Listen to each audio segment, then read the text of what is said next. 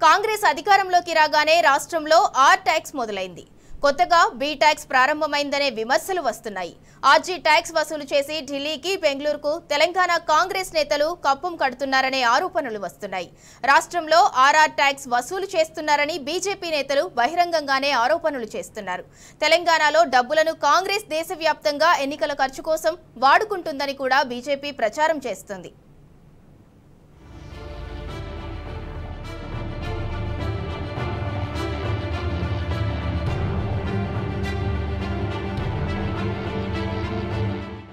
రెండు మూడు నెలలుగా బీజేపీ రాష్ట్ర నేతలు చేస్తున్న ఆరోపణలు ఇవే.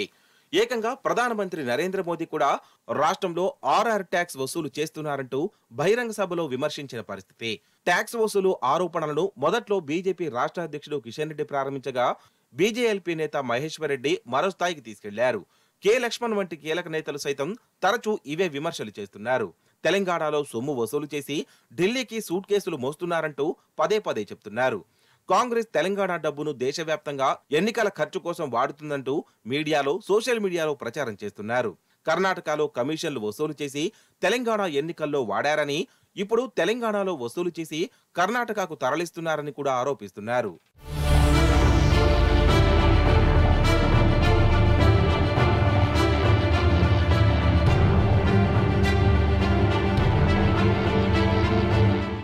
బీజేపీలో గల్లీ లీడర్లు మొదలు ఢిల్లీ నేతల దాకా కాంగ్రెస్ పై ఆరోపణలు చేస్తున్నారు. సరే, మరి చర్యలు ఏవి అన్న ప్రశ్న ప్రజలందరిలో మెదులుతోంది.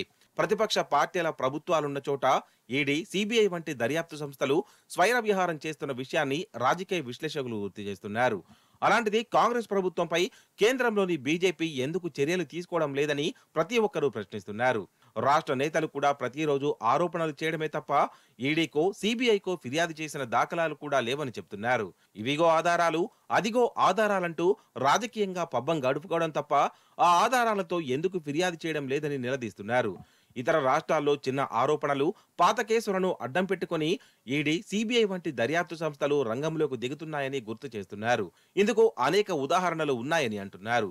నిరుడు తమిళనాడులో ఇసుక అక్రమంగా మైనింగ్ చేస్తున్నారంటూ ఈడీ అధికారులు దాడులు చేసిన విషయాన్ని గుర్తు చేస్తున్నారు. 2020 జూలైలో అశోక్ గెహ్లట్ సీఎంగా ఉండగా ఆయన సోదరుడి ఇండ్లలో సోదాలు జరిపారని, 2007-9 మధ్య ఎరువులను పక్కదారి పట్టించారనే ఆరోపణలతో ఈ సోదాలు జరిగాయంటున్నారు. ఇలా చిన్న చిన్న కారణాలకే ఈడీ రంగంలోకి దిగుతుండగా రాష్ట్రంలో 3-4 రకాల కమిషన్లు వసూలు చేస్తుంటే ఎందుకు మిన్నకుండిపోయారని అడుగుతున్నారు. ఈడీ ఎక్కడ, సిబిఐ ఎందుకు రావడం లేదు, ఇతర దర్యాప్తు సంస్థలు ఎందుకు మౌనంగా ఉన్నాయని ప్రశ్నిస్తున్నారు.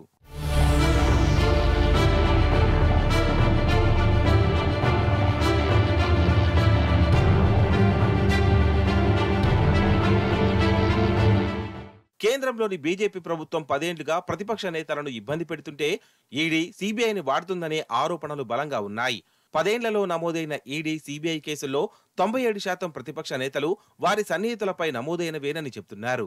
అయినా రాష్ట్రంలో ఎందుకు చర్యలు లేవని ప్రశ్నిస్తున్నారు.